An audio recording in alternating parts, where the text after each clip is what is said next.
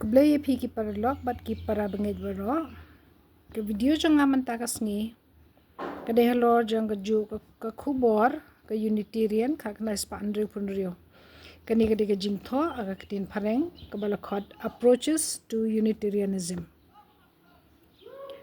Our third contributor in this series is the Reverend Lionel O. Reed of Manchester.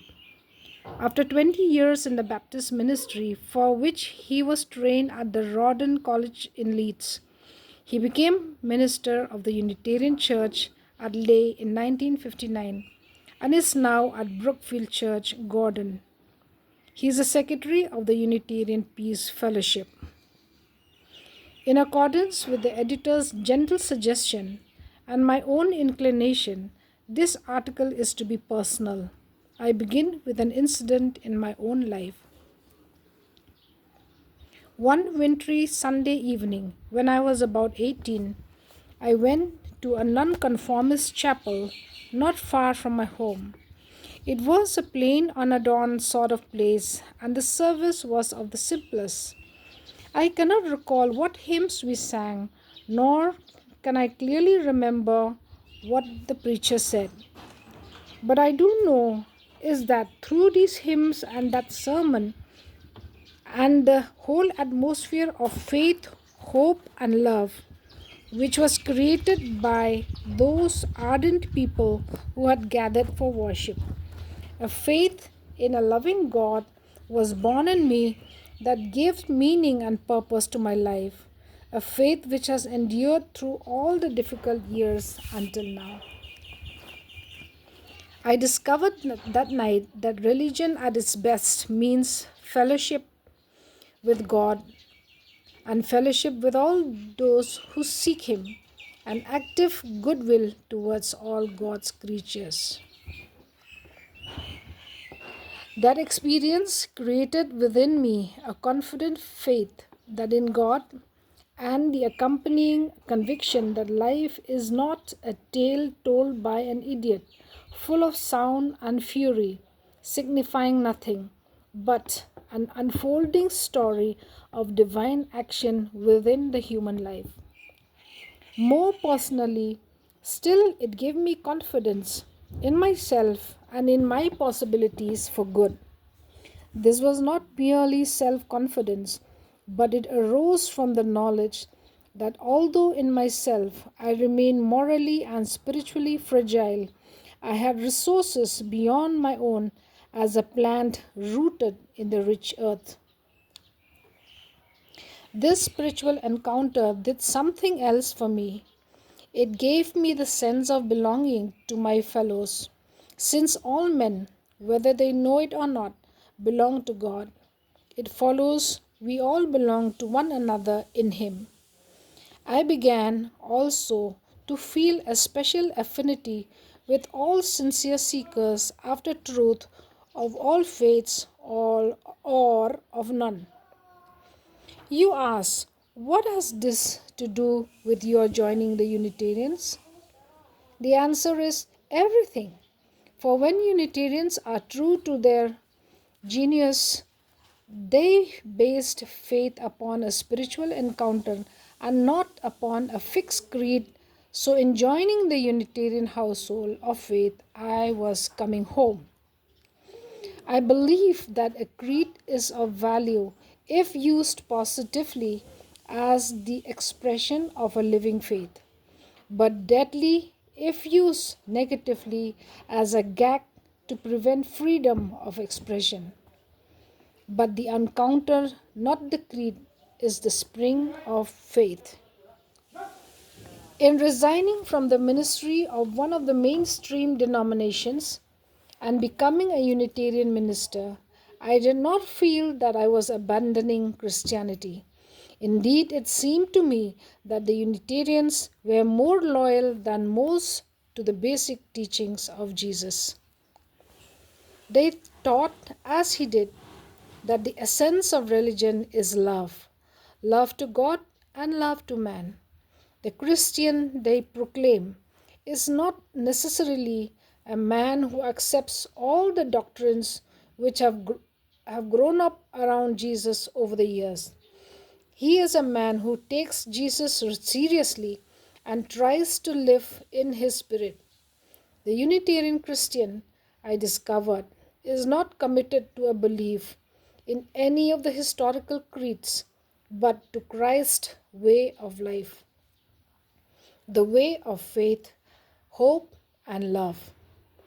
For him, the prophet Micah expressed the heart of religion when he wrote, "What doth the Lord require of thee, but to be justly, to have mercy, and to work humbly with thy God?" I was drawn to Unitarianism because it said, in effect, that what matters most in religion is not how many things you believe, but how deeply you believe the one central thing, that religion is loving God and your neighbor. I found, however, that Unitarians did not undervalue private prayer or public worship or religious fellowship or the devotional reading of the Bible, but they thought of them as a means to an end, namely, that we might love more perfectly. I was attracted to the Unitarian view of man, which seemed nearer to that of Jesus than the Orthodox one. I had reacted strongly against the dogma that all men are by nature guilty, lost, and helpless, and utterly indisposed to goodness, truth, and love to God, and that outside a comparatively narrow circle, all was darkness and death. The Unitarians took a different view. What they taught us in harmony with the attitude of Jesus, who in his ministry always assumed that there was something within his hearers which could respond to his teaching.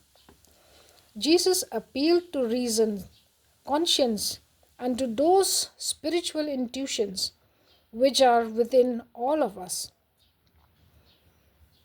Learn and unlearn, black and white, Christian and non Christian, primitive and civilized. They were not so unrealistic as not to recognize that men are often guilty of deliberate choosing evil instead of good, with calamitous results. But Unitarians, I found, did not call upon men to despise them and to deny the presence of goodness within their souls. They told them to believe in their own moral and spiritual possibilities and to trace their innate goodness to its source in God. Since we overcome sin not by brooding upon our weakness, but by the positive choice of good, knowing that in choosing good, we are true to ourselves, our real selves, and to God.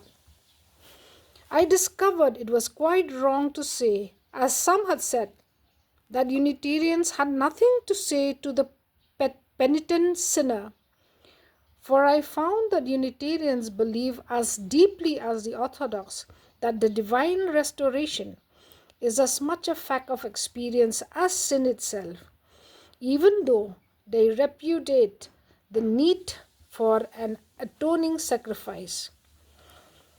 It became increasingly clear that Unitarian conceptions were in harmony with the teachings of Jesus and my own experience.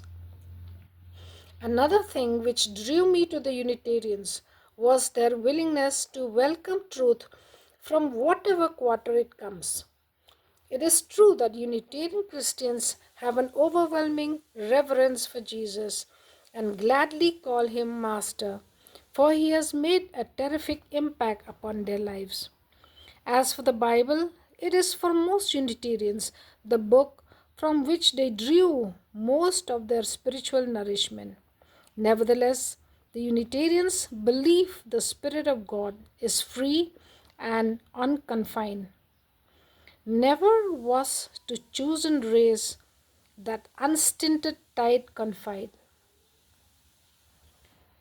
And we thank thee too that other stars over other lands have shone to guide the stumbling feet of those who towards thee struggle on. Most Unitarians have been able to combine a warm devotion to Jesus Christ with the glad recognition that the Spirit God is not bound but moves freely in the lives of consenting men and women of all faiths and of none. For these reasons, I am happy belong to the Unitarian household of faith, and I am proud to serve in its stated ministry.